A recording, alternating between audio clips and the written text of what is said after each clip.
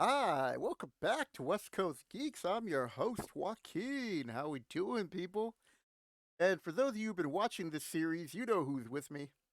Hey, what's up, guys? It's Eric. That's right, it's my boy Eric. Those of you who are new, you're like, hey, this is Advanced Dungeons and Dragons, the first monster manual. You're like, part 13. It's like, yep. So whichever video you decide to jump in, just know that if you ever take a road trip, you know the channel to listen to while you're driving. So we're going to be doing the letter S. It's going to be an in-depth review. This is going to be a long video. Sorry, Dallas. There's nothing we can do about it. I'm going to try Hey, not to tell any stories until the end, which is very hard for me to do. right? And We always go off on a tangent. You're like, man, I gotta hold it to the end. I know. I got this story about the sea I got, I hag. gotta let it out. So Eric's going to be reading the in-depth description, and then we might say a few things. And like I said, I'll keep the stories to the very end. No promises. All right, here we go. Fagwin, also known as the Sea Devils. All right, take us away, Eric. All right, this is and just as a side before I get started, this is probably the longest monster description that I've read, and even longer than like hobbits, elves. This thing's over a page long. Yeah, like they This is really crazy. did. They really did like this creature where they decided Yeah, to like really go into depth. Like they do the right. same things with like the devils and dragons, but that's just kind of like to cover, you Yeah, know. that's in a whole species But or a whole type of yeah, monster. but they don't give them a whole page. Like it's not like they Yeah, like it no, was this the is crazy, giants. They didn't man. give one giant one page. Yeah, they're like F you giants. Yeah, Yeah, these guys got a lot. So these are the Sahuagin. The Sahuagin, sometimes referred to as sea devils or devil men of the deep, dwell in warm salt waters at depths of 100 to 1,500 feet. The legends about and history of these monsters will be dealt with later. Sahuagin are predatory in the extreme, and they pose a constant threat to all living things because they kill for sport and pleasure as well as for food. These creatures abhor fresh water. They dislike light, and bright light, such as that created by a light spell, is harmful to their eyes, as will be discussed hereafter. Sahuagin will venture ashore on dark, moonless nights to raid and plunder human villages. They hate even the evil Ixichatl, those little those are those little manta ray things, yep. and only sharks are befriended by them. The social structure of the Sahuagin is based upon ruled by a king who holds court in a vast undersea city deep beneath the waves. This overlord's domain is divided into 9 provinces, each ruled by a prince. Each of these nobles controls the small groups of Sahuagin dwelling in his fief. This organization mirrors that of the plains of hell, for the Sahuagin are evil devil worshippers. A band of Sawagans will always be led by a chieftain. He will have 1 lieutenant for every 10 members of the group. The chieftain will have 4 hit dice plus 4 hit points, and his lieutenants will have 3 plus 3 each. All are in addition to the group. Then they break down that if they're encountered in their lair, there will be a baron, 9 guards, 30 to 120 females, 10 to 40 bebes, and 20 to 80 eggs. There's also a 10% chance per every 10 male Sahuagins there will be a cleric and 1 to 4 priestesses. There are always 2 to 8 sharks with Sahuagin in their lair. Sahuagin are able to make these monsters obey simply one or two word commands. Whenever they are encountered, there's a 5% chance that it will be the stronghold of a prince, and the prince has 8 plus 8 hit die. Sahuagin lairs are actually villages or towns constructed of stone. The buildings are domed, and seaweed and similar marine plants growing around and on these buildings make them hard to detect. Although these creatures do not wear armor, their scaly hides are very tough and equal to armor class 5. Sahuagin wear a harness to carry their personal gear and weapons. A group of these creatures is typically armed as follows with spears, daggers, tridents, net and dagger, or a heavy crossbow and dagger. I like this guy coming out as a side note, the little artwork here. This guy's coming out. He's like, yeah, I'm coming out of the ocean. I got my trident. And he's got like an arm full of arrows, and I don't see a bow anywhere. Probably on his back. Maybe, yeah, I would hope so. He's just like, "What? I'm gonna throw arrows, sucker." Spears are used only as thrusting weapons. Nets are set with dozens of hooks to make escape from one virtually impossible for unarmored victims or creatures not able to grasp and tear with a strength of 16 or greater. Oh, Yeah, if you're weak, you're screwed. Nets are replaced by 3 javelins when the band forays onto land. The crossbows fire a maximum of 30 feet underwater, normally above water. Nets are used to entrap victims. Tridents have 3 uses: to spear small prey, to pin prey trapped in nets, and to hold threatening opponents at bay. The Sahuagin are well equipped to attack even without weapons, for they have long, sharp claws on their webbed hands, which can inflict D2 damage per attack. They can use both simultaneously. Their powerful rear legs are likewise talon, and if they kick an opponent with them, they inflict D4 hit points of damage with each hit from either foot. The Sahuagin's mouth is filled with teeth and fangs, and if one successfully bites an opponent, from D4 points of damage will be inflicted. Thus, it is possible for an unarmed Sahuagin to attack 3 or 5 times. Come on, 5 times? Are you going to attack with hand, hand, foot, foot? What are yeah. you doing? On your back? I And guess if he was well, on his back, he if could you're be in like, ah. water, it's easier to do that. Oh, yeah, true. If you're on water. Okay, I get that. If you're in water. 3 to 5 times in a melee round, causing D2, D2, D4, D4, and another D4 if the legs can rake. So, yeah, if they're on their back or in water. The eyes and ears of these monsters are particularly keen. Sahuagin can see 30, I would say 300 feet. Yeah. That's what yeah, these things are, again, the depth, the measurement is confusing in this thing. At 100-foot depth, for each 100-foot or greater depth, their vision is reduced by 10 feet. So at 500, they can see 260 feet. At 1,000, they can see 210 feet. I think that is. Yeah, that's a lot of Yeah, detail that they're putting on yeah, how that's far they really can see weird, and none of underwater. it. Like, there's no key to like. Here's the key for our distance measurement. There's none of that in here. All right. Let's see. Where are we? The ears are so sharp as to be able to detect the clinking of metal at 1 mile. What is this They're bullshit? Daredevil. Right? Or a boat or splashing at the same distance. However, at 240 feet or less, their ears cannot detect the sounds of swimming. What? Or similar noise, although the Sahuagin can still hear metallic or other clanks, clicks, thuds, etc. The Sahuagin speak their own language, and some are evidently able to converse with the Ixichatl in their own language. Their description: the typical Sahuagin is blackish green on the back, shading to green on the belly. The fins are black. Great staring eyes are deep, shining black. About 1 in 216 is a mutation with 4 arms. That's a very specific number. Is a mutation with 4 arms which are completely usable. These specimens are usually black, shading to gray. Females are indistinguishable from males, except they are slightly smaller. Hatchlings are lightly colored, but they darken and attain full growth approximately 1 to 2 months after hatching. That's What? a fast growth period. Yeah, it is, man. I wonder what the lifespan on these things are.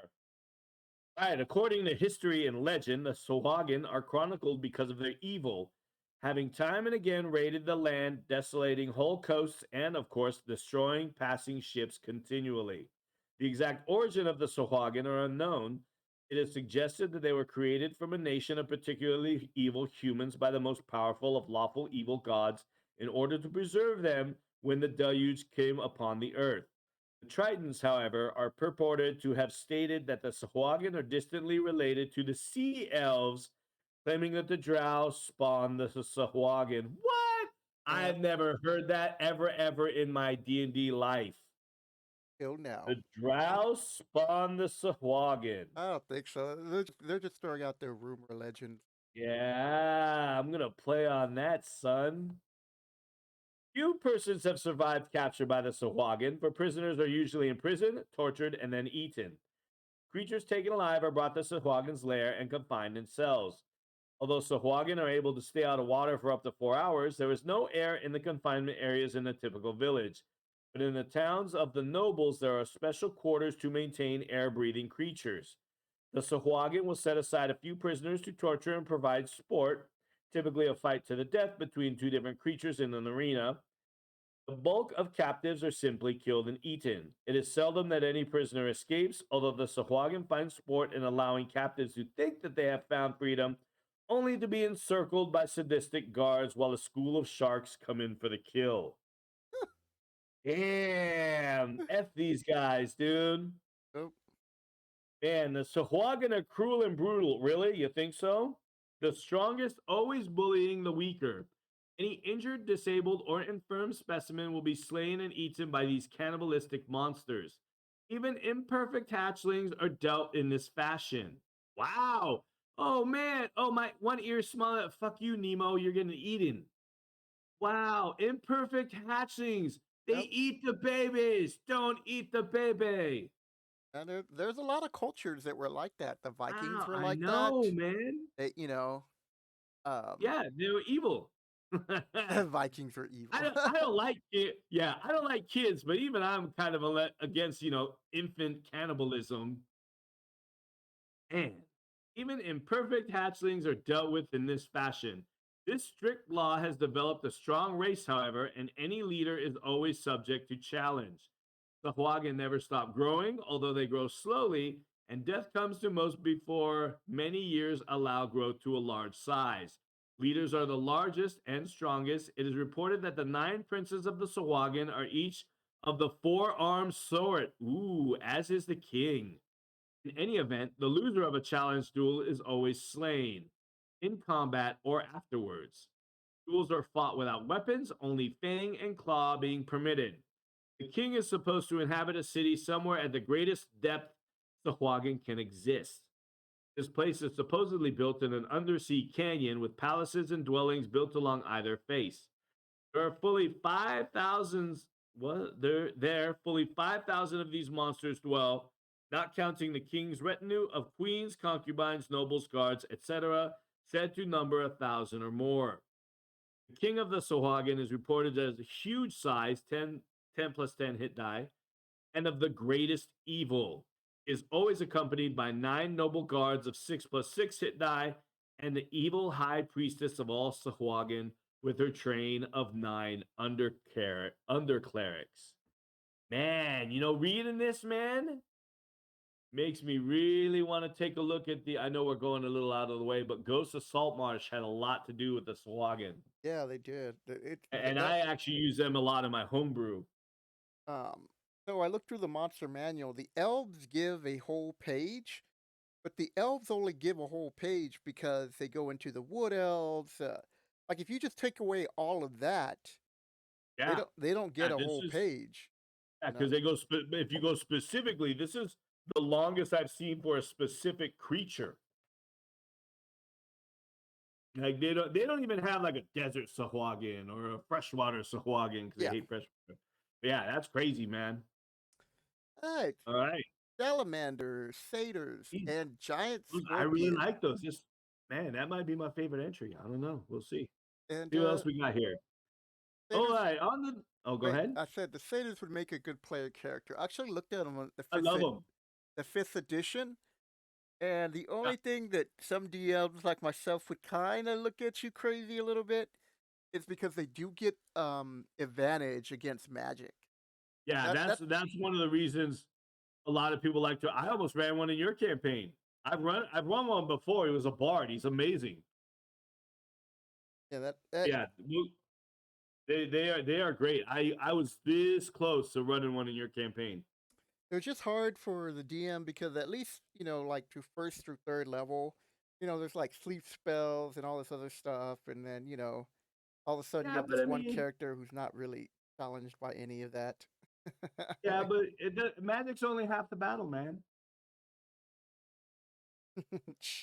He doesn't get a advantage versus breath weapons. So, Saying dragons, bitches. all All right. right, on to the salamanders. Salamanders are creatures of the elemental plane of fire. They come to the material plane occasionally for purposes known only to them. Salamanders hate cold, preferring temperatures of 300 degrees and upwards, and they can abide lower temperatures only for a few hours. Their lair is typically at least 500 degrees temperature, and ooh, such treasure as is found will be the sort to survive such heat. So no ice sculptures in a salamander lair. The human-like upper body of a salamander has an armor class of 5, while the lower body is an armor class 6. Salamander typically attacks with a metal spear, which inflicts damage of d6 hit points, plus like amount for its heat. At the same time, it can lash out and coil around an opponent with its snake-like tail, constricting for 2 to 12 hit points damage, Ooh, plus causing an additional d6 hit points from heat of its body. Man. that's While brutal. fire-resistant creatures will not suffer heat damage, they will be subject to normal attack damage. Salamanders can be affected only by magical weaponry or by creatures of a magical nature or with great strength. They are impervious to all fire based attack. Sleep, charm, and hold spells are ineffective against them. That's a Fey thing. Huh. Cold based attacks cause an additional 1 point of damage per die of attack value. That's not really susceptible to cold, man.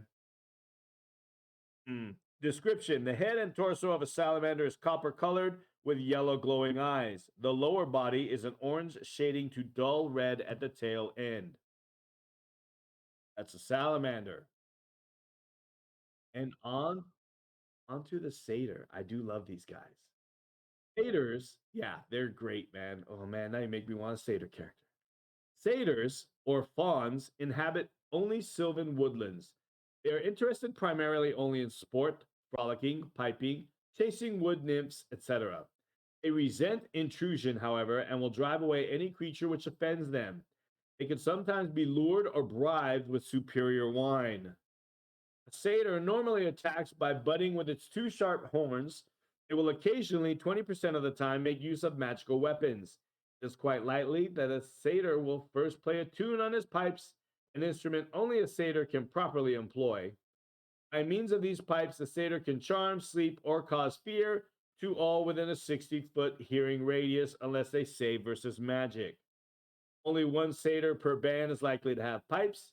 If comely females are in the group, the piping will be to charm.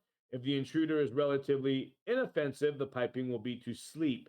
And the choice items will be stolen from the sleeper. So the party, yeah, they're like, man, we're gonna put you to sleep and steal your shit. It took taken. But if the party is powerful, the piping will be to cause fear.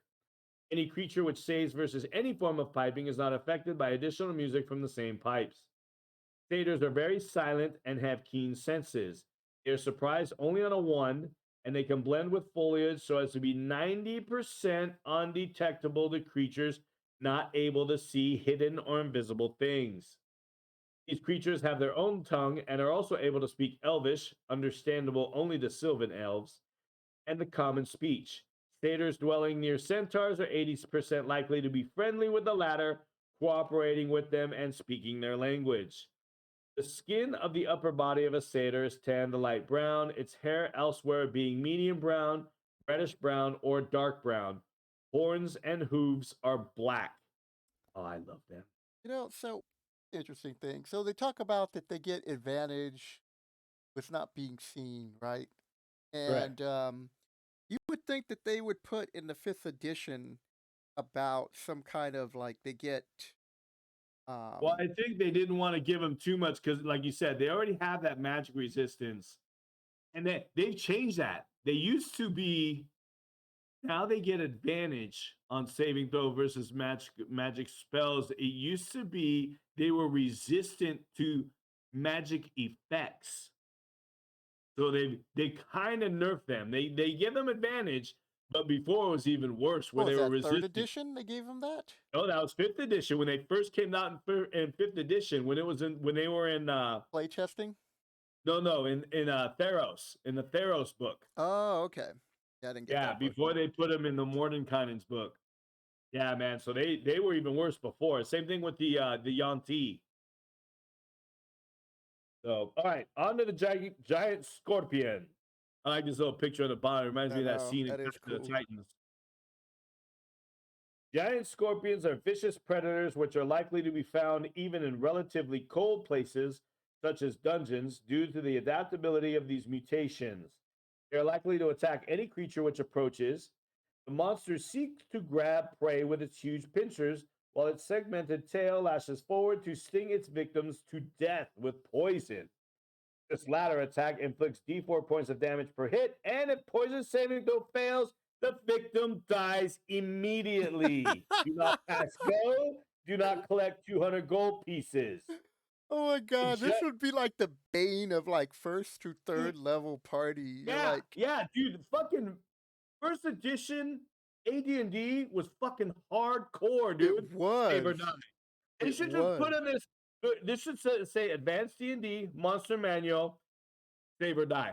That should be in parentheses underneath the title, man. Holy crap! I Giant, forgot that they were save or die. I mean, yeah, poison save or was die. brutal in first Look at edition. poison damage. So The brutal. giant scorpion can fight up to 3 opponents at once. Note that the scorpion's poison kills it if it. Whoa! Oh, check this out.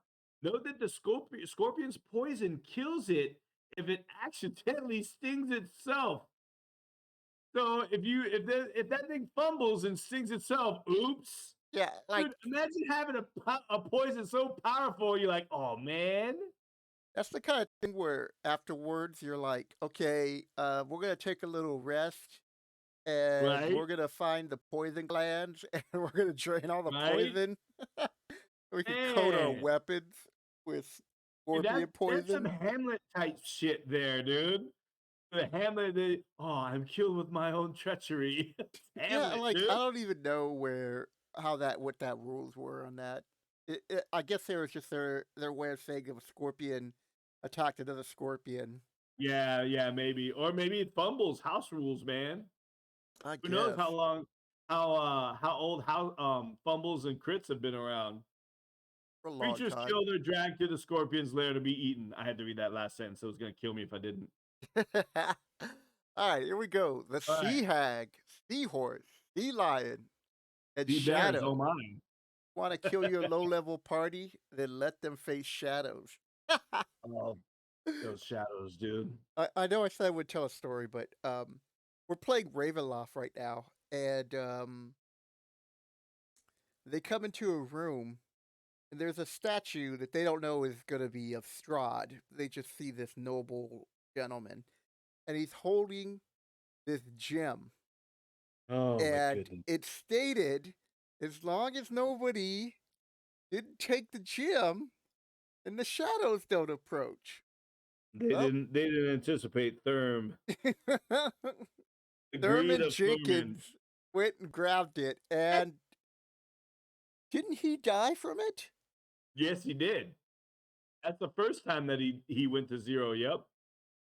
And Thurman I Jenkins. know, and I'm just like, Oh shit. the shadows are brutal. Shadows are brutal no matter Yeah, what they're level stupid. your party is. Well, old shadows used to be hardcore because that strength loss was permanent, Yeah. as we may see. Well, we're gonna But find we that out. digress. But let's start off And with we're the gonna sea find out. hag because I I love a love sea the hag. art on this. Yeah, this sea hag is great. The sea hag, I used a sea hag in my homebrew. That was like the end boss Yeah. of that module. Nice. Yeah, sea hags are great. Sea hags inhabit thickly vegetated shallows in warm seas. A very rare variety dwell in freshwater. They are reclusive and hate beauty, so that their lairs are likely to be in very dismal, ugly places. The sea hag is so ghastly looking as to make a creature weak from fright. Unless a saving throw versus magic is successful, the creature loses one half its strength for d6 turns. Damn. Worse still, the hag is able to cast a deadly glance up to 30 feet, and this look will kill any creature which fails its saving throw versus poison. Save or die. A sea hag can employ this weapon, but 3 times a day. Really? Any victim of a sea hag is quickly devoured by the horde victor. Another hashtag save or die. Yeah, That's what this we should put. Your next tag should be hashtag save or die like on the little monster manual page thing. yeah, because this This is is nuts. I knew that the sea hags were deadly, And I forgot about this, because it's been a long Yeah, they time. don't like this in 5th edition. Save or die. Yeah, I mean, 'Cause, people get all uppity about killing player characters now. So, if player characters do something stupid, yep. then they're gonna die. They I look mean, at a what otherwise, hag, they're what's the gonna point? die. Yeah, if your player characters know that you're not gonna kill them, they'll be like, they'll push a fucking envelope, dude. They'll Yep. be like, "What? Oh, I'll shoot this old man eating clam chowder in his house at night." No, Thurman, your character is being executed in the morning. Yeah, it's nuts. There's got to be some kind of fear of death. Yeah, there really is. Otherwise, Because, you're just running through stuff. I had a player who, because he got insulted, he was going to burn down the inn. And I'm like, What? you're going to burn down an inn inside of a city? I was like, that's Yeah, going to like cause major fire. yeah. You're gonna go to jail. Your adventuring days are over, son. Yeah, I was like, your whole group adventuring days are over. Because the other group didn't even know. Like, he was just really just destructive. And I was just like, damn, dude. Yeah. Dude, I had Thurman in my last session. He tried to steal a magic shield over 5 gold piece difference. They were bartering, and Thurman kept losing. I was like, "This guy's a merchant, dude. He's gonna." And I kept beating him in the roll, Yeah. and it was literally a 5 gold piece difference. And Thurman was trying to try and steal it. I said, "Man, your ass is gonna go to jail." All right, seahorses, Yep. giant seahorses. Giant seahorses are herbivorous. Blah, blah, blah. Let's start that again. Giant seahorses are herbivorous marine creatures found in all but the coldest of waters. They are naturally shy and avoid contact.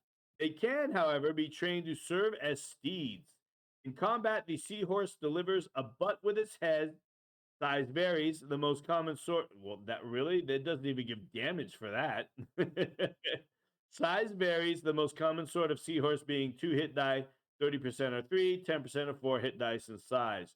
Occasionally, aquatic elves and Lokatha will capture and train seahorses. And the sea lion, not to be confused with the cute little sea lions that hang out at Fisherman's Wharf down in San Francisco, but Yeah. these are actual sea lions. I've loved this art. It's another one like with the Yeah, sea hag. I looked at this. I go, this is dope. Like I remember when I yeah. first saw I this as a like kid. the sea lion, I was like, I would draw sea lions when I was a kid right? because they just look so cool. Sea lions are fearsome carnivores which inhabit coastal marine waters. They hunt in packs and emit loud, bellowing roars even underwater. Their main heads are armor class 5, but the thick scales to make the remainder of their body is armor class 3. As they often drag prey to their lair, there is sometimes a residue of valuable items there. They will attack with their clawed forelimbs and their jaws. Young sea lions can be tamed and trained for use in guarding and hunting. And the shadow. These horrible undead creatures are found amidst ancient ruins or deep beneath the ground. As they exist primarily on the negative material plane, they drain strength by merely touching an opponent. Their attack, they attack living things without hesitation in order to gain the life force of their prey. In addition to the 2 to 5 hit points of damage their chill touch causes, each hit also zaps 1 point of the victim's strength. If a human opponent reaches 0 strength or hit points, the shadow drains his life force and he becomes a shadow. Note that shadow returns to a creature Note the strength of returns to a creature 2 to 8 turns after being touched. Shadows are not affected by sleep charm or hold spells. They are not subject to cold base attacks. Shadows are 90% undetectable as they appear to be nothing more than their name. If bright light is cast, such as from continual light spell, they can be clearly seen. The shambling mound. I like the shambling mound. Shambling Wait, hold mounds on. or Uh, I'm sorry. I Hold was on. getting ahead of Yep, myself. I was on a roll. I was on a I know. roll. So the shambling mound, shark, sea-doo, shrieker, and skeletons. They should bring back damage resistance to edge weapons on the skeleton. Yeah. Yeah, I was surprised they didn't have that because that was really the whole purpose of a cleric having a mace Yeah, like and blunt weapons. once Yeah. again in our Ravenloft campaign that we're currently doing right now, Michael was Super getting sweet. upset that the skeletons had damage resistance. He's like, "This combat's so long," and I was like, "Well, then hit." right? Yeah, we couldn't roll for shit. That's why I was like, you know what? I'm locking myself in jail. I was like, I'm putting myself in jail, Yeah, getting away from these I things. in hindsight, I thought if I had more skeletons, it would be more of a challenge because you guys could almost You never Thurman could know how one we're gonna shot roll, though, man. Thurman could almost one shot a skeleton, and then As you long should as have you been didn't, he able went to down one three shot times. a skeleton because they Yeah, take but double damage to blunt weapons. but the thing is, we got a hit, I know that's and if you have if we're outnumbered, 2-1, that's still the probability is with them. It doesn't matter how many little hit points they have. If they're hitting and we're not, it's all over. yeah. That combat took like what Two and 40 a half minutes, hours. something like that, half an hour, something It was crazy. no, it was a long time. Yeah. All right, here we go. Shambling mounds. All right. Shambling mounds or shamblers are found in dismal marshes, or certain wet subterranean places. They are omnivorous, feeding upon any living material via their weird roots and tendrils. They attack fearlessly, clubbing with their limbs twice per melee round. If both of a shambler's clubbing attack hits a single opponent, the victim is entangled and will be suffocated in the creature's slime in 2 to 8 melee rounds unless the creature is killed. The brain of the shambler is located in its mid portions. Its thick, fibrous layers make it difficult to penetrate to its only vital area. In fact, most hits upon it do little damage, thus its armor class 0. As it is wet, slimy, fire has no effect, lightning causes it to grow, it adds a hit die, and cold does either one half or no damage due to its vegetable constitution. All weapons score only one half damage. Ow. It can flatten itself so that crushing has small effect. Spells which affect plants are effective against shambling mounds. Plant control, charm plant being good examples.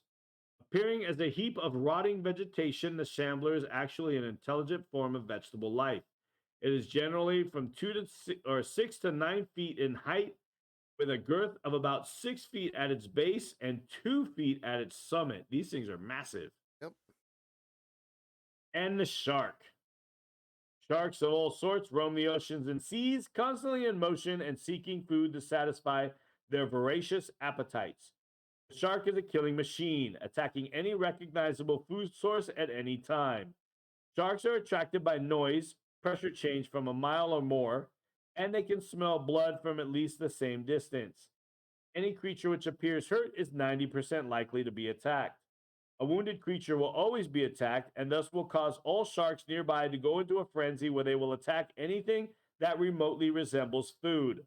They seize prey, tearing off a mouthful if it is not bite sized, and swim away to swallow it, only to return again for more. Sharks are particularly vulnerable to ramming attacks, such as dolphins deliver, for they rupture internal organs which allow the creatures to swim. Similarly, a motionless shark dies in 2 to 5 melee rounds. The giant shark, or the megalodon, are prehistoric species of the sharks ranging in size from 20 to 50 feet, the largest being the prehistoric sharks. The only difference between these monsters and their smaller kin is the former's ability to swallow large objects whole, commensurate with the other factors which large size gives them. A creature swallowed whole has 6 melee rounds to free itself by attack. If it cuts its way out, reduces a shark to 0 hit points, within this time it will not be dead. Each attack from inside has a cumulative -1 per round with regard to damage. Thus, attacks on the first round is -1, second round -2, etc. And the Shidu. This is kind of cool. I like this little Babylonian Pegasus thing. Yeah, no, I've Shidu, always liked them. yeah, I like them. Shidu travel about the world seeking to further the ends of lawful good. I found my next mount. And that and the Kyron. Right? Doesn't you Helping get that allied joke? creatures. Yeah. Well, yeah, that's a few episodes back. Shidu travel about the world seeking to further the ends of lawful good, helping allied creatures when in need. Although Shidu can attack with their powerful front hooves, they are more likely to use their psionic abilities with 3 major and 5 minor disciplines. Check back with us in a couple of series. All such abilities are performed at ninth level of mastery. Ooh, man. Shidu can become ethereal at will, and they frequently travel the astral and ethereal planes.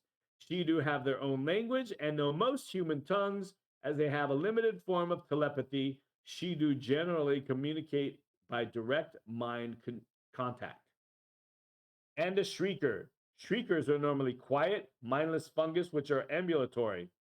They live in dark places beneath the ground. Light within 30 feet or movement within 10 will cause them to emit a piercing shriek, which lasts for D3 melee rounds.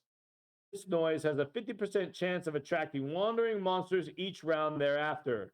Purple worms and shambling mounds greatly prize shriekers as food. Random side note. And the skeletons. Skeletons are magically animated undead monsters. They are enchanted by a powerful magic user or cleric of evil alignment. The skeletons perform according to the command of their animator, the command being limited in scope but to a dozen or 2 words. They are found only in burial places or dungeons and similar forsaken places. The skeleton strikes with some form of weapon, but regardless of the weapon type, the damage caused by a hit will be d6 hit points. Skeletons suffer only 1/2 damage from sharp and or edged weapons, such as spears, daggers, and swords. Blunt weapons, such as clubs, maces, flails, etc., score normal damage. Fire scores normal damage. Sleep, charm, and hold. Sleep, charm, hold, and cold-based spells have no effect to skeletons. Holy water causes 2 to 8 points of damage on a skeleton for each vial which strikes it. Skeleton attack until destroyed. Yeah, And onto the skunk. so so they give them the damage vulnerability of bludgeoning for the skeletons, but they In don't fifth give them the edition? old school damage resistance, which I thought was just sad. Like No, no, no. Okay, so here's the thing though. They only suffer normal damage from blunt weapons. They're not susceptible to it. well, in fifth edition it says damage vulnerability is bludgeoning, so they take like 2 times, right? Yeah. Yeah, where in this one it was they just suffer Just normal normal, damage. yeah. So, they gave him more of a weakness, but then they didn't give the advantage of having the protection because most people have edge weapons. Yeah. All right, next, giant Next. skunk. Giant skunks. They're from the forest. They are forest dwelling omnivores, not adverse to raiding human camps for a bit of food. They will react to any seriously. Oh man, let's start all over. This is all over the place. Okay. Giant skunks are forest dwelling omnivores, not averse to raiding human camps for a bit of food. They will react to any serious threat by backing towards an opponent, and if the other creature does not quickly get beyond 6 feet, the skunk will loose a spray of vile musk in a cloud 2 feet wide by 2 feet wide by 6 feet long. If the opponent fails to save versus poison, it will die. No, I'm just kidding. It will be blinded for D8 hours. And in any event, the musk will cause the creature to retreat a full move and lose 50% of both strength and dexterity due to nausea for 2d4 turns. There you go. Furthermore, any creature touched by the skunk's musk will have a disgusting stench. Other creatures will shun it. All cloth material will rot and become useless, Yeah, how including is that magical possible? garb. Just for a What the stank? shit? Dude, okay, listen to this. Other creatures will shun it. All cloth material will rot and become useless, including magical garb, which fails its saving throw. What is it? Acid? I don't know, but I kind Spits of want to acid bring out of back its the giant ass? skunk. That. I'm gonna just run a naked satyr. How about that? So it's like you guys face a giant skunk. As you laugh, it goes, okay. No. Yep. Creatures and non-cloth garments and equipment must be washed and aired for several days to be completely free of the stench. Stinky ass skunk. Slithering Tracker. This monster is transparent and almost impossible to discover, with only a 5% chance of spotting it. It inhabits dungeons and other dark places and does not normally attack its prey immediately. There's only a 10% chance of it immediately attacking. The tracker usually follows the chosen victim to the place where the victim sleeps, and only when its prey is asleep will it strike. What a jerk. Because of its semi fluid body, the slithering tracker can flow through openings as small as a rat hole or as large as a crack under the door. Attack is by contact with the exposed flesh of its prey, and the secretions of the monster will paralyze the victim unless a saving throw versus paralyzation is made. Once the victim is immobilized, the tracker will draw all of the plasma from the body in 6 turns. Oh, Man! So you're dead in like 6 minutes, man. yeah. So first it paralyzes you, and then it kills you. Yeah. Oof. Giant slug. Look at this picture. I like this. He's like, man, fuck your columns. He's like, I'm a giant slug. It looks like a saddle on his back too. I It was like, who's does. riding this guy? Some Nurgle mount. All right, giant slugs dwell away from the light, preferring the depths of dungeons and similar places. Giant slugs are able to eat substances like wood or burrow through very hard earth using their rasp-like tongues. Although they are a great bulk, giant slugs are able to squeeze through very narrow or low openings, for they have no bones to prohibit such alteration of shape.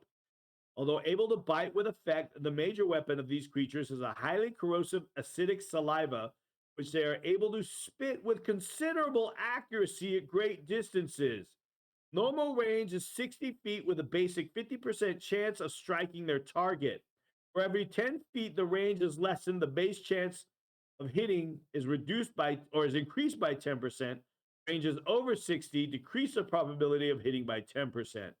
Fortunately, the giant slug is always inaccurate on its first attack, or when it's got a range in like artillery, and there is only a 10% chance of it hitting its target on the first spitting of acid. Once the range is then determined, the second and following attacks are normal probabilities. This is totally ranging in for artillery.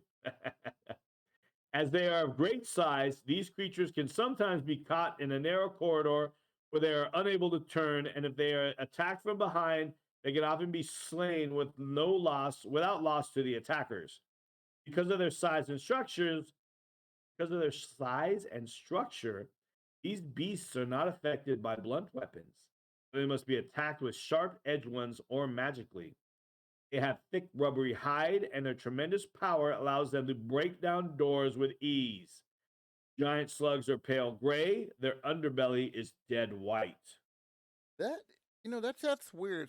It's almost like the writer is like, well, we're gonna have a giant slug, We but gotta give them something fun. yeah, it just seems like they were just like, well, let's give it acid. It's like, Yeah.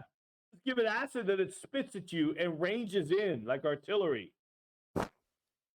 That's crazy. All right. Giant snakes. They are likely to be found in any climb save the coldest. All are carnivorous. What is this? Amphis. These monsters have heads at both ends, and both heads are armed with poisonous fangs.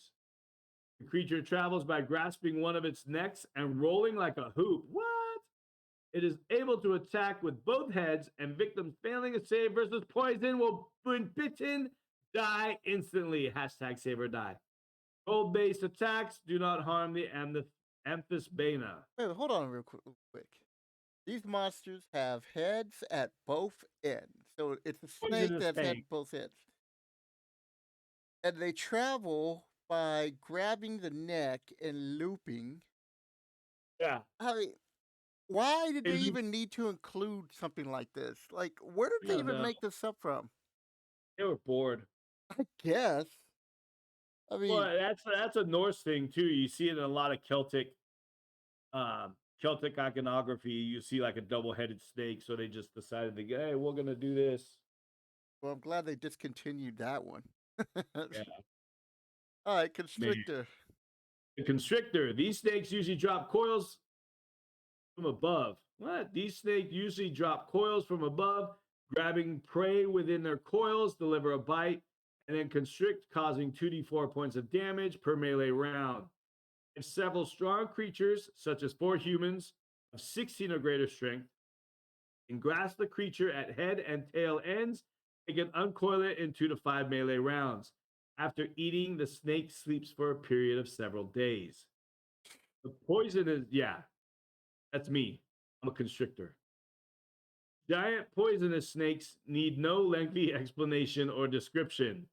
Some varieties, however, are worth noting as their poison is so strong that even if a saving throw is made, the victim takes 3 to 18 hit points of damage. Yeah, but they don't die. So, They they're don't kind of die weak. when they save or die. Yep. Sea snakes, found only in tropical waters. These marine creatures attack only when hungry, which is a 20% chance of the time.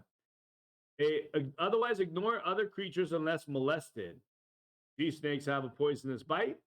The largest are able to coil about small vessels and crush them at a rate of 10% total value per melee round of constriction. And the spitting snake.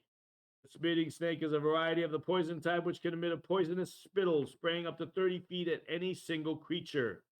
The victim must save versus poison. Oh, it didn't say or die. Naturally, the bite of these creatures is likewise poisonous. Giant spitting cobras are a typical example of the monster. Again, no die. Yeah, they don't die. They're not They're that pretty powerful. weak. All right, so now we got the Right? Spectre and the Sphinx. Use a Sphinx to jumpstart a campaign. They're actually really good for Yeah, that.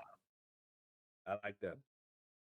First, we have the Spectre and the ghost of old Bob Crowley, or whatever his name is. Spectres are very powerful undead humans whose primary existence is on the negative material plane. Spectres haunt the most desolate of places, tombs, and dungeons.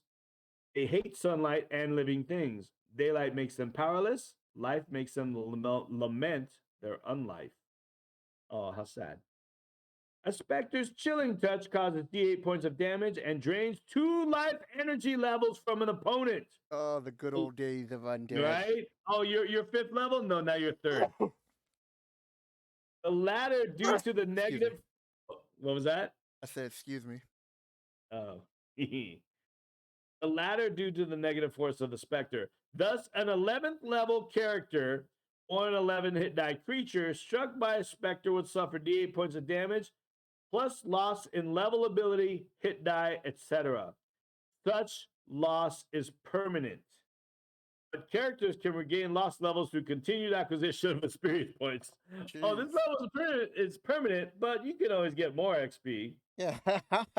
If you kill the Man, Spectre, you can I'd be gain some of your pissed. XP back. Imagine getting hit. You get hit by that thing like 4 or 5 times. You're like, man, I'm stupid. I gotta start all over. I'm a 1st level with a Holy Avenger and plate mail +5. Yep. Yep. Specters are not affected by sleep, charm, hold, or code-based spells. Poison or paralyzation do not harm specters. Holy water causes it to suffer 2d4 points of damage for every vial full which hits it. A raised dead spell will destroy a specter unless it makes its saving throw versus magic.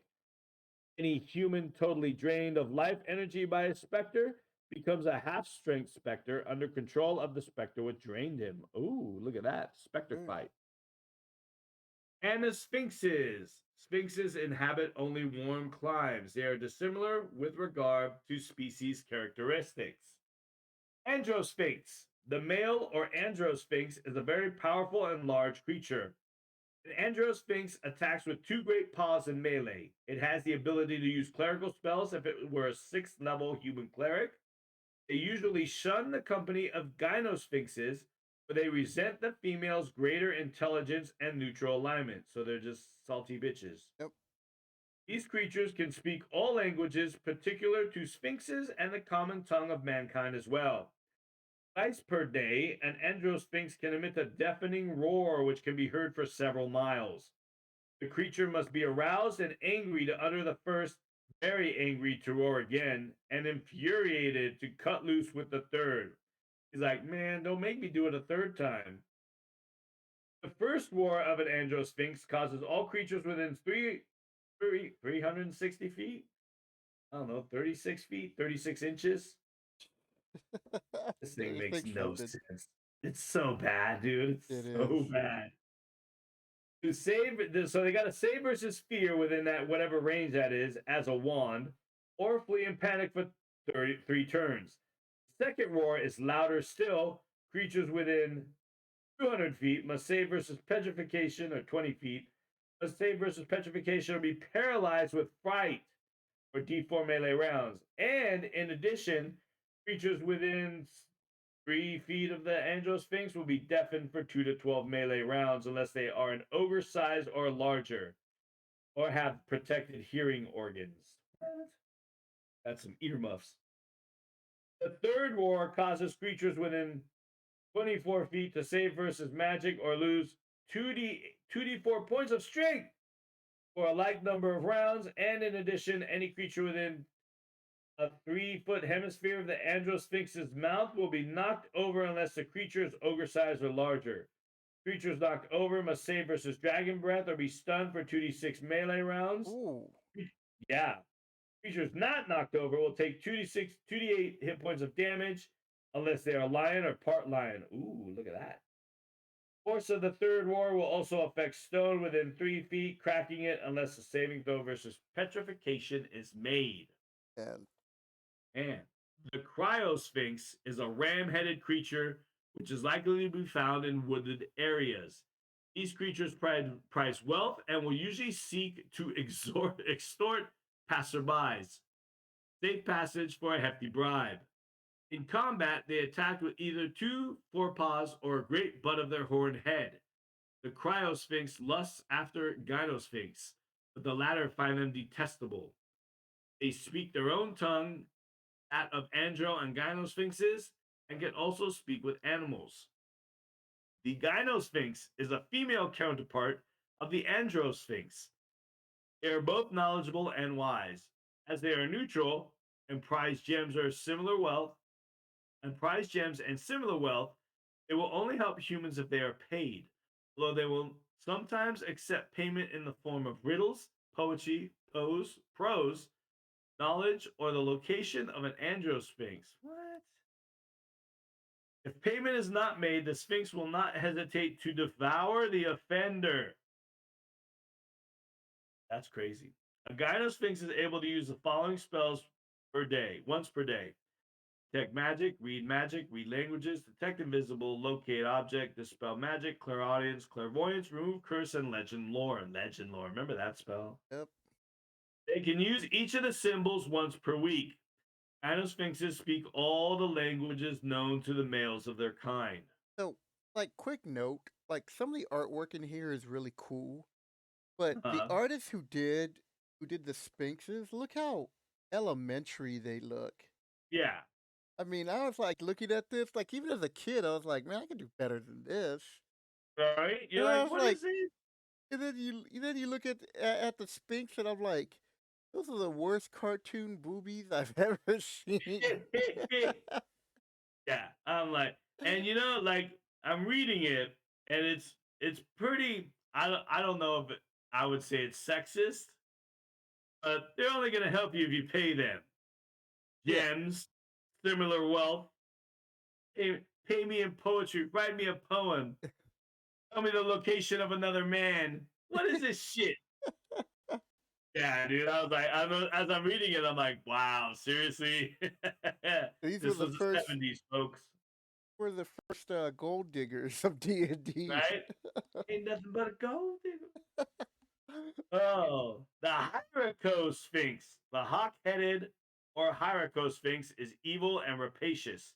They are found in hilly regions. They prey on warm blooded creatures by preference, humans being high on the list of favorite meals.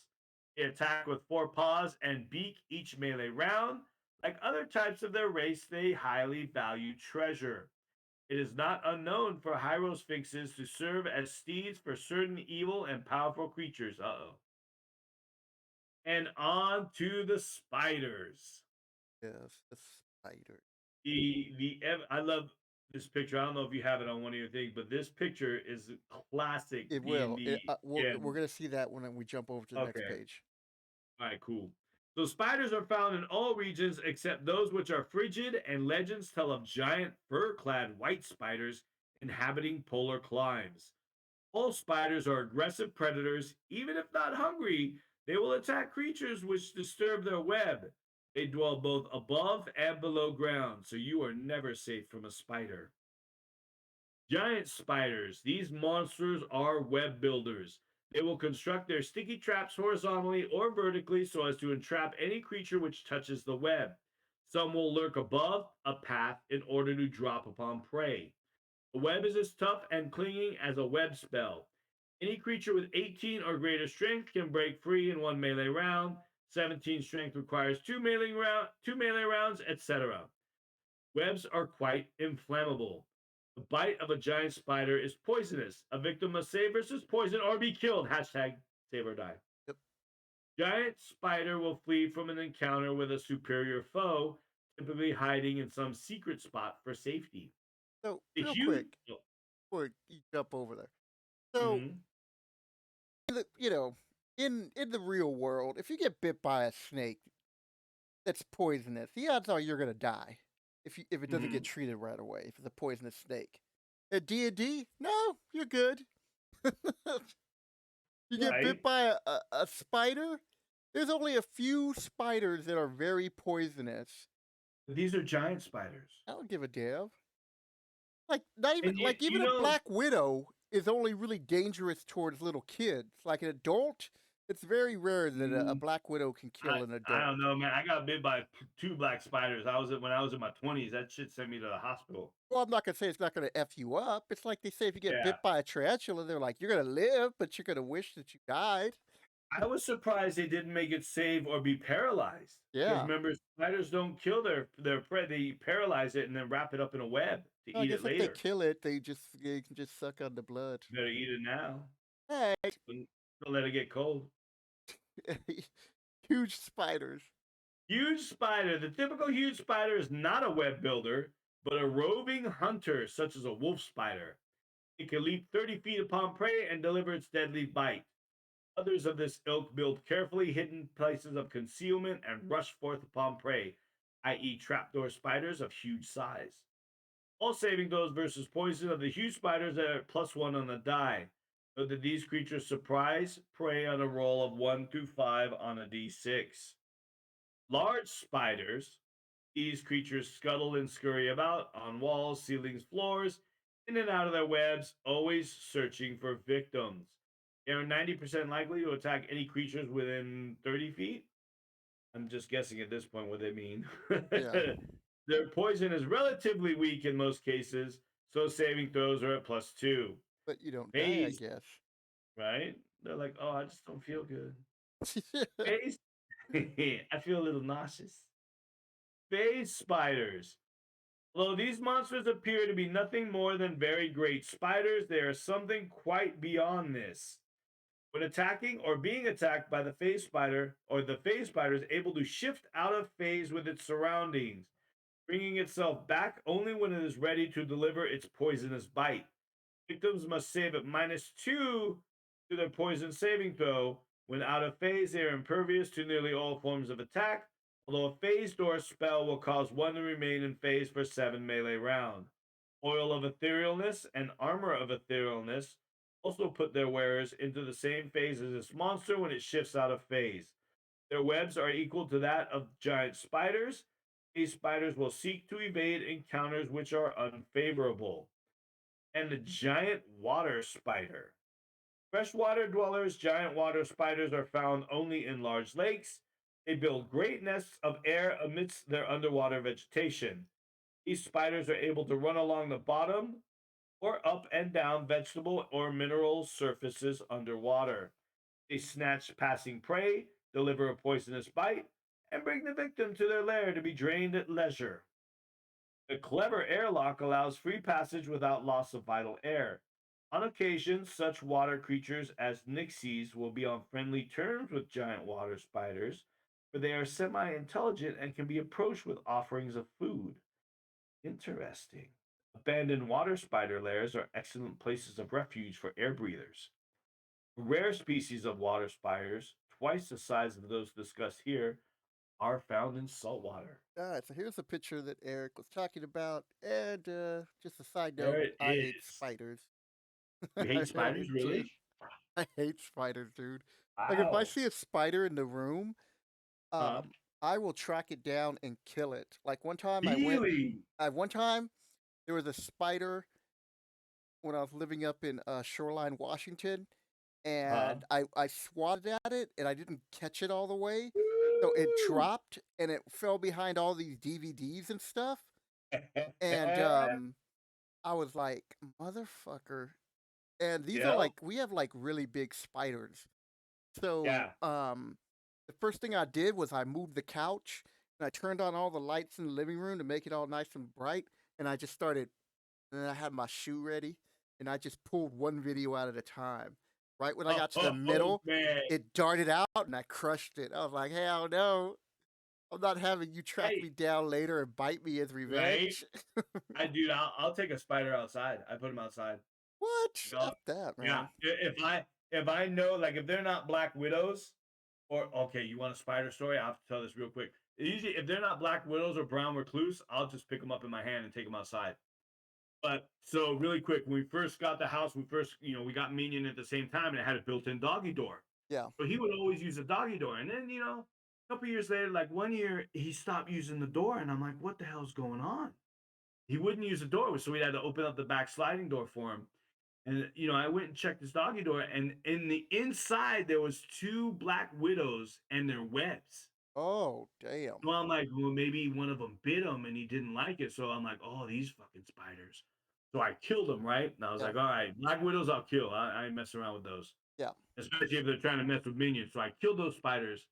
And then the next day I'm at work, and my wife calls me. Alice calls me. She's like, "Hey, she's like, really? We got a lot of I found a lot of black widows, like black spiders. She didn't know they were black widows, and she's all. They're also by the front of the garage, like the front of the house. So I was like, what? So I bring home spider spray. I'm like, okay. So I brought some home, and I get home, and there's like three black widows on the front, like right by the front door. So I Dang. stomp on them. I'm like, man, I'll save the spray. I'll kill those. And she's like, they're out back. I went out back. There was like two more You on got the your column. house And got infested by them. dude, oh, it gets worse, dude. So then, dude, you're gonna get scared. I should have told this to you on Halloween. So I kill those two. I kind of kick them on the column there, and then she's like, I go, I'm gonna go check that dog walk because on the side there's like a dog walk where his doggy door is. So and it's nighttime. So I get a flashlight and I'm looking. I'm like, man, I see more spiders. And I don't know how familiar you are with houses in Vegas. Houses don't go from the wall all the way down. There's like a little inset at the very bottom that's probably 2 or 3 inches where the wall goes down and then it turns in towards the house and then goes down again. So there's Oh, like a really? little, yeah, like a little like I don't know what you would call it, just like a little channel there.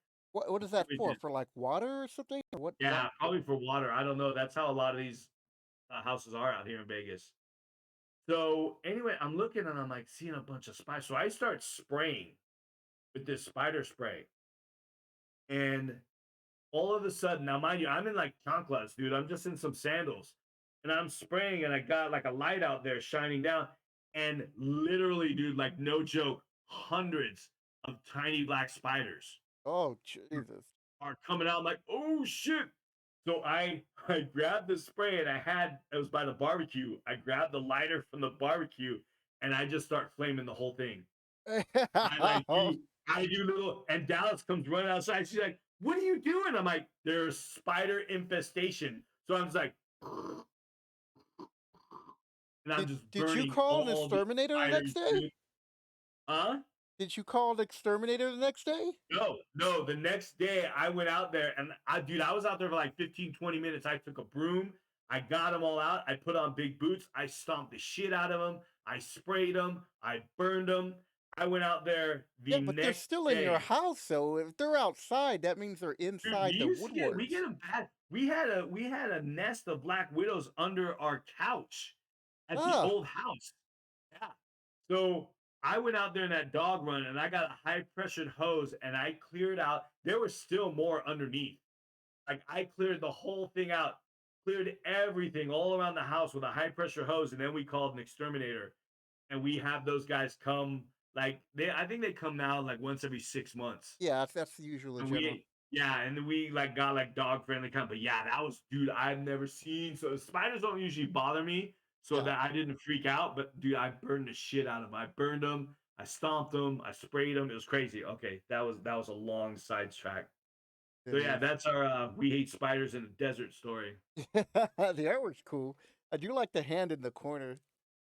Oh, I know, huh? You're like, who's that fool pointing? He's like, He's, Spider. He's like, I'm not coming out. he's like, look out! Yeah, the guy's like, what? That guy in the back, the elf's like, what? And the spider's like, yeah, man, I'm gonna cut this web. Meanwhile, you're cutting a web. You don't bother to look up. It's your ass. Exactly. All right, so here we All right, go. on to the Sprite, sprite. giant squid, which I put two S's. Should have done This that. is squid. Stag and sturge. All right, here we go with the sprite, not to be confused with the drink. Sprites dwell in meadows and wooded glens. They are very shy and reclusive, but they hate evil and ugliness of all sorts. They are armed with slim swords equal to daggers and small bows with but half the range and effect of a short bow. However, their arrows are coated with a special ointment which causes any creature struck to save versus poison or sleep for D6 hours in a comatose state. The sprites Comatose. will then, yeah, comatose. The sprites will then slay evil creatures or remove good ones to a place far from where they encountered the sprites. Note How do that they sprites are remove them? They're only like 2 inches tall. they got magics, man.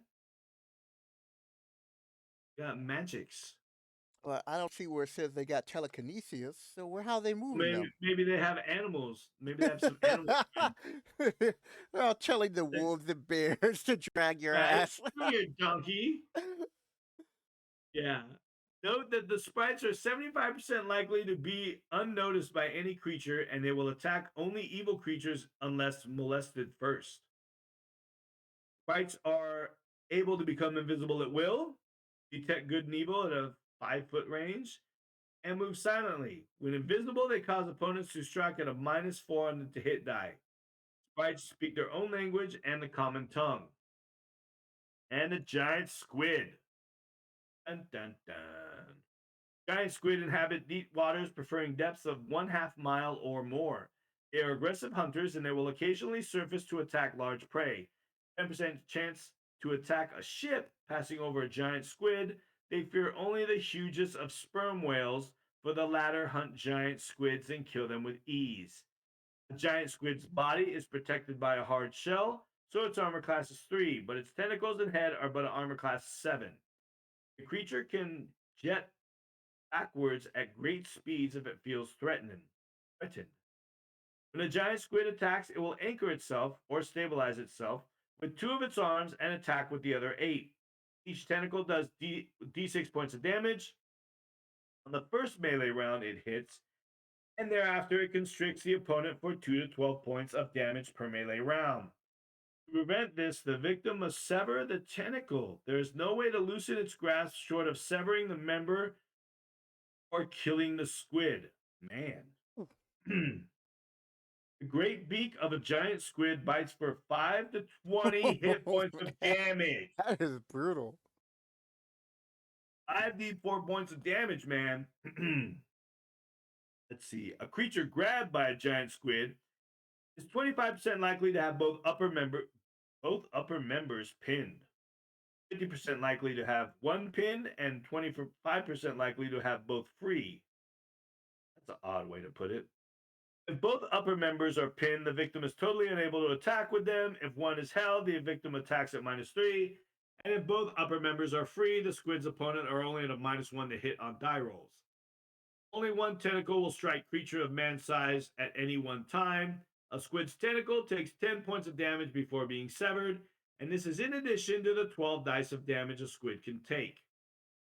If 4 or more of the giant squid's armor sever or otherwise lost, the monster is 80% likely to squirt out a cloud of black ink 60 by 80 feet long and jet backwards to escape. The squid will always go for its lair in this case. The ink cloud completely obscures the vision of all within it. The giant squid always seeks to drag its prey underwater. A ship seized by a giant squid will not likely be dragged under unless the vessel is small. It will stop dead in the water in one turn due to the drag. If a ship is grabbed and held by 8 or more tentacles, it will take damage as if rammed, and ships with water in their holds are easily dragged down to the squid's lair. Take that. Well, so I'm looking in fifth edition, and they don't include the giant squid. They just have the giant octopus, and Yeah. it doesn't have a beak attack. It doesn't have no 8 attacks. I was like, that's pretty brutal right Really? there to be. Yeah, I was wondering if they had that. That's odd. I was I'm sure like, maybe it's in saltwater, Ghosts of Salt Marsh or something. yeah, and it only gets like one attack. Giant octopus only gets one attack. It gets some melee It's attacks. Like they don't weird, even give it multiple attacks. I'm like, if it's got all these tentacles, at least give it 2 attacks. I mean, right? it does like 2d6 plus 3. Then that's it, and then it can squirt. I'm like, man, f that, dude. Ever get a Right? chance, I'm throwing a giant squid at you guys. I just get out of the water. I ain't going in no water. All right, on to the stag. Stags are herbivores found in temperate forests and meadowlands. They are the aggressive males of a herd, which numbers 4 to 8 times in the number of stags encountered. These creatures will defend the herd against all but the most fearsome opponents. A stag can attack with its branching antlers or by lashing out with its sharp forehooves. The giant stag. These creatures are simply very large stags. Wow. Thank you, Captain Obvious. They No, otherwise conform to the general characteristics of stag. A typical giant stag is 7 feet tall at the shoulder and weighs over 1,500 pounds beneath, thank you, monster filler. right? Sturges. Oh, I I love like a these. sturge. Yep, I throw them in there. I'd be like, all right, fight these bat suckers. Sturges are found in only dark, tangled forests or in subterranean lairs or anywhere else your DM wants to put them in. They lay in wait for warm blooded creatures, swoop down, and when their long, sharp proboscis is attached, the blood of the victim is drawn through to be eaten. Sturges attack as if they were creatures with 4 hit dice rather than 1+1. The snaky proboscis of a sturge inflicts deep 3 points of damage when it hits each melee round after striking until it has drained 12 hit points worth of hit points value in blood. The Sturge drains blood equal to D4 hit points. Bloated with blood, a Sturge draining 12 hit points worth will flap off to digest its repast. The only method to detach a Sturge from its prey is to kill it. The feathers of a Sturge are rusty red to red brown. Its eyes and feet are yellowish. The dangling proboscis of a Sturge is pink at the tip, fading to gray at the base. Little Sturges. All right. Strangleweed. Oh, Strangleweed, stew monster, and the what is that? The sylph? Slife? Sylph. The Sylph. Sylph? They should bring back the Sioux monster, dude. I know every time I see the Sioux monster, I think of Wu Tang. I was like, man, if I ever get a chance, I'm gonna throw a Sioux monster at you guys. I don't know how I I love can't a do it in monkey. Ravenloft, but I'll Why figure out not? a way. I'll summon a Sioux monster. He's a creature. But first, we have Strangleweed. Strangleweed is an intelligent kelp found in relatively warm seawater. The bed of this carnivorous plant is indistinguishable from normal seaweed. The plant grows in an oval with 3 to 12 fronds in a patch of 3 to 12 square feet. The fronds vary from 7 to 12 feet long, and any creature within grasp of one or more fronds will be attacked. A hit by the strangleweed indicates that the victim is entwined by attacking frond. Okay, I'm going to stop in the middle of this. How many adventurers are out in the water? Like there is a lot of like useless water animals. Well, here's the thing. I don't think they're like at the time when they were making, Dungeons and Dragons, and now they're expanding the world with Advanced D&D. Look what they're showing, which they're showing DMs that there are different planes. The Earth plane, fire. Yeah, but I mean the water. How many? I mean, I don't know. It just I Like think I'm they reading this, I'm like, this pictured is a that there would be a completely lot more senseless sea monster. adventures, and that they would they were giving the DM a huge variety of sea creatures. So if they ever wanted to do a campaign for like the water, they would have all these different things, and it just never seemed to have taken off. Yeah, this is just like I'm reading. I'm like, this is a dumb monster. I'm gonna see if it strangles people. Okay, let's see. A hit by the strangleweed indicates that the victim is entwined by the attacking frond. Each frond has a strength of 4 to 16 points. Victim compares its strength against the frond or fronds which has entwined it. The difference in listen to this fucking math. The difference in the victim's favor is its chance of escaping, i.e., 1 equals 10%, 2 equals 20%, etc. A negative difference, a balance in favor of the weed, indicates the victim has taken that number of points of crushing damage, i.e., a victim's strength of 18, compared to 3 fronds holding it 30. So the strangleweed inflicts 12 points of damage on their prey. I don't You know that's what? just This new nonsense. math is confusing. Yeah, Why? what is it? This is common core before it was common. Yeah. Any creature entwined strikes at -2 on its the hit rolls. Treasure is found beneath the sand of the bed of the strangleweed, left by former victims. It better be a lot for this useless monster. Oh my goodness. All These right, on to the Sioux monster. ones. Sioux monsters inhabit forsaken wilderness areas and subterranean lairs as well. They have prehensile tails, which they use to swing from limb to limb or hang upside down. From such a position, they can attack with all 4 of their clawed feet as well as their jaws. All 4 feet are prehensile and armed with long. Well, I would hope their feet are prehensile. Or they just walk randomly all over the place.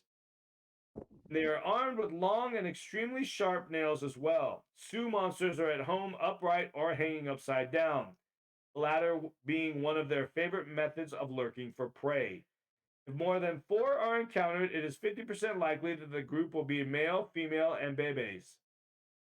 Yeah, determine growth state by rolling a D side 20 for maturity, blah blah blah. The female will fight at double value for 6 turns if the young are attacked. Male will fight at double for 4 turns if the female is attacked. So the male don't give a shit about the kids, but it likes the female, so it's gonna fight for double for them. He's like, well, I can always make more kids. I can always make more babies, and the female's like, I'm not giving birth again. Sioux monsters have a latent psionic ability which enables them to deliver some form of psionic attack once per day if psionic activity is being used within 12 feet of them. Determine an attack by rolling 6-sided dice. 1 to 2 is a psychic crush, 2 to 4 psionic blast, 5 to 6, ooh, the mind thrust. Psionic defense is not necessary as the Sioux monster is not itself subject to psionic attack. Immune to psionics. F off, gray monkey. The fur of a Sioux monster is dirty gray, see? The creature's tail and face are black, and its paws are bloody red. Sioux monster. Well, you know what? And Before we last go, but not before we go least, to the next creature, real quick.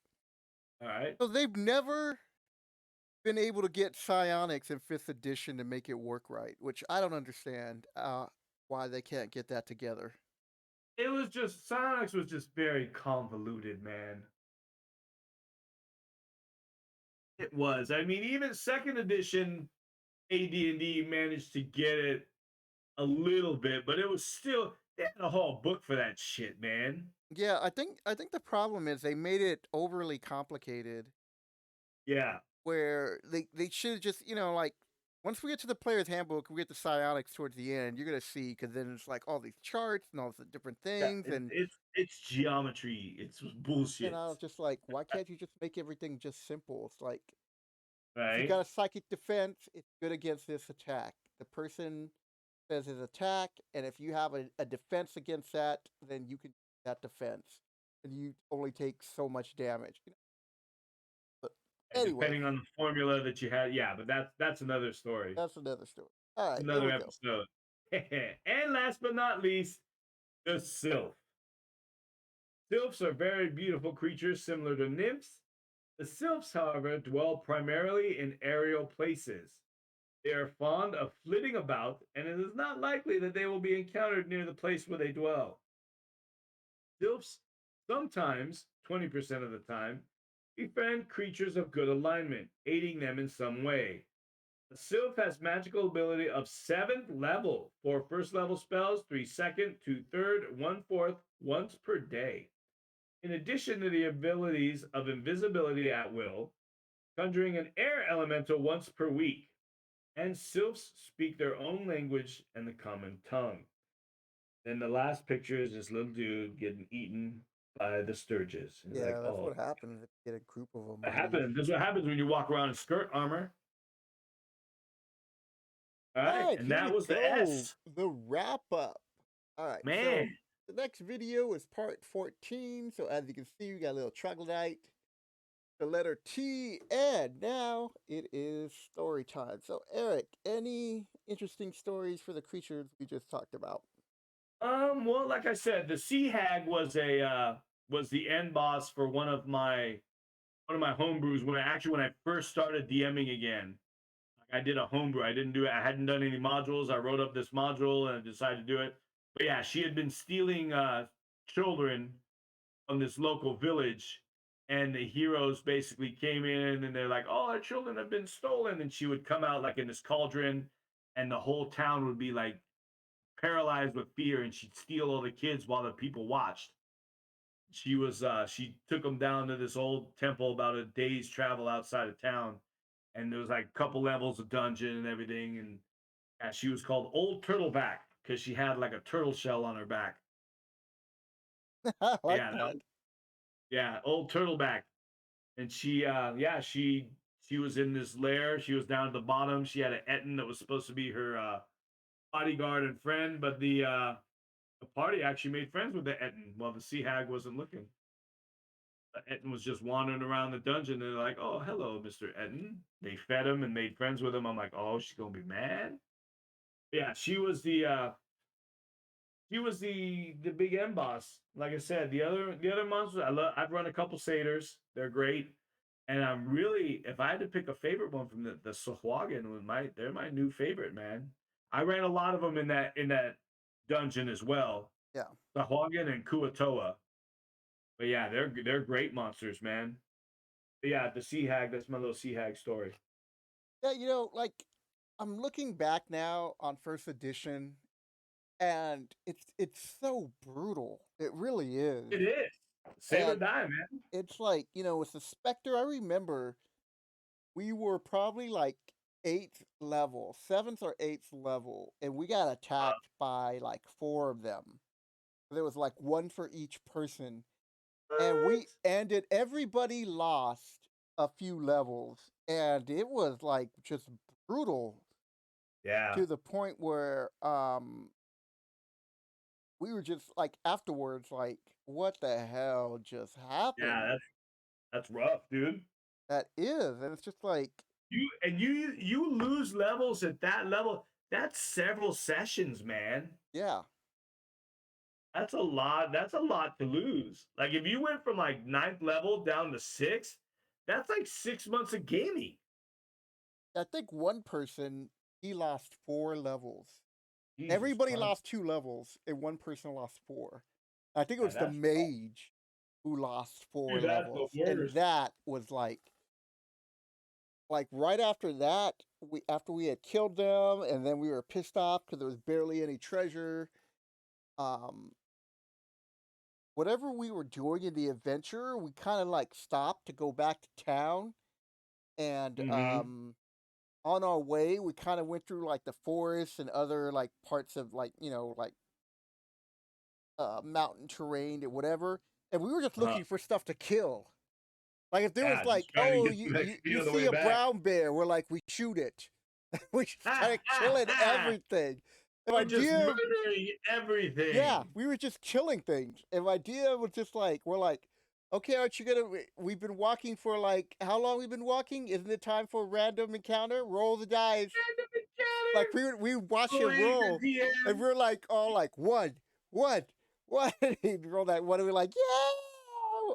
What do we get to Believe the kill? DM. It's like whatever, That's ruthless. whatever it was. We were just killing everything. We Man. got back to the town and regrouped. bought some more healing potions and some other things, and the mage was really pissed because you're talking like Yeah, eighth dude. level, going from eighth down to 4. He lost like Man. he could So no longer you cast lose your spells. third and your fourth level spells, man. Oh my god, it was brutal. That's rough. I'd Now be pissed. we like bought a couple of like scrolls of like fireballs, some other couple of key spells that he could cast, and we were saving those for like emergencies, and then we went back on what our normal adventure we were doing, and yeah, we were very rare of the undead. Like we did not f around at that point with like Yeah, everything was man. undead, and I think we even hired like a cleric. Like, oh, Mr. Clark, come be our meat shield. Yeah, we hired a cleric, dude. I was like, yeah.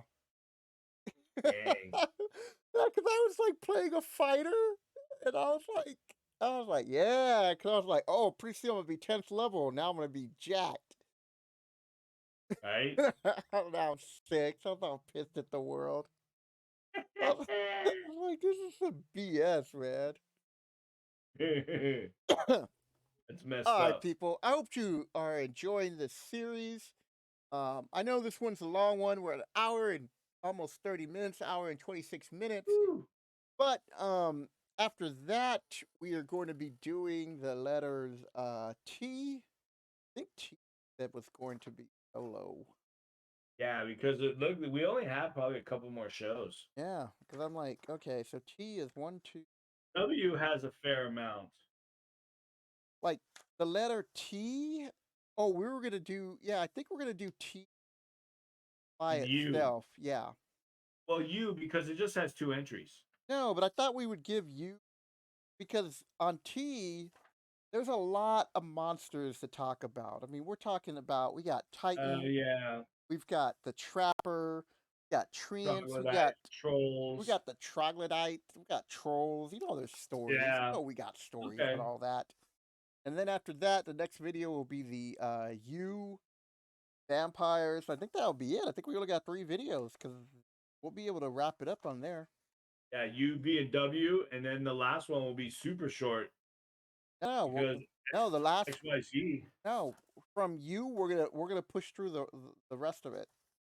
Oh, so we only have 2 more? Okay. Yeah. Dun, dun, Da, dun. da, da.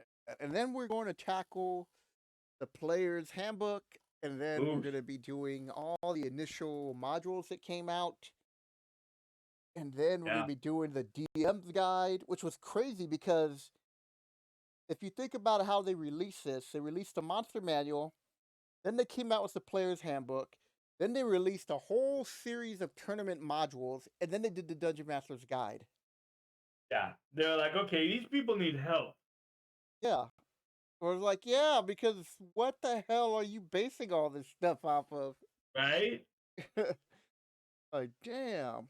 So I hope you guys have been enjoying the series. If you do, hit the like button, subscribe, and we will catch you next week. All right, guys, take it easy.